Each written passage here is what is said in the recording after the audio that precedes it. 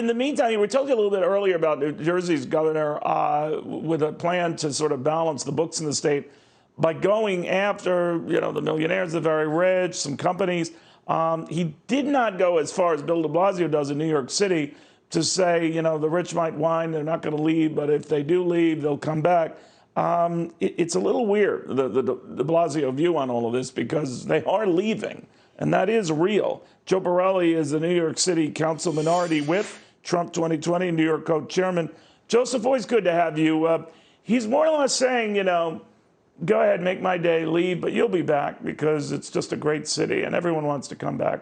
That's not happening. Yeah, suddenly Bill de Blasio is a fan of a laissez-faire economic policy, apparently. Look, I'm not rich, but I'm told that it's really great to be rich in New York City. It's also really great to be rich in Florida or in Europe or any of the other many places wealthy people live. The truth is, as you pointed out, that wealthy people and upper middle class people are actually leaving New York because the reasons they used to live here and the premiums they were willing to pay, those things like restaurants and museums and nightlife and all sorts of Broadway shows, those things just aren't happening anymore. And combined with that, we see the rising costs of the tax burden that continues to go up, that will only increase as the city goes down this financial road.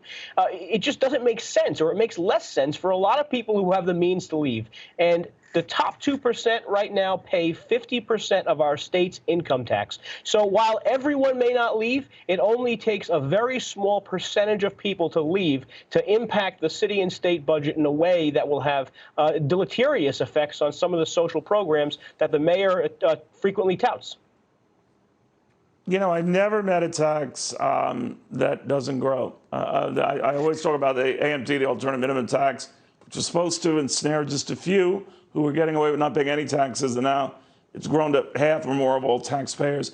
That's how it starts. So the argument already is that this will be a trend. It's a worrisome trend for even Governor Cuomo to say, I'm worried about this. I'm worried about people leaving. Fellow Democratic legislators in the state of New Jersey are worried that people are leaving and urging caution on the part of the governor.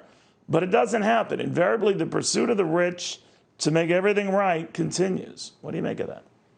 No, I mean, and in fairness, the governor is correct in worrying about whether these people leave. I mean, wealth is very mobile, and we see whether they're retirees who leave New York City with large pensions and go elsewhere, or the very wealthy. I mean, it is just incredible to think the mayor would be so lackadaisical about attracting people who want to spend money. Look, even when we don't think about their income tax, we have to think about sales tax and keeping a vibrant population. I mean, the city government is a 4.5% partner on almost every retail transaction that happens within its limits. So when things like businesses are shuttered for a year, and now there might be long consequences of population decline, it's not just as simple as saying this is going to be one tough year. This could be a long-term problem, and the mayor just doesn't seem to take this with a serious attitude, and he needs to.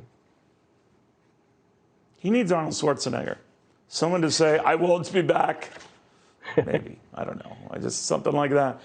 Joseph, thank you very, very much. But the arrogance of all of this is, all these localities with the high taxes, right? They always say, it's too beautiful. You won't want to leave California. It's too cool. You don't want to leave New York City. Well, they do. They do. They do. They leave in droves. It's like a jailbreak.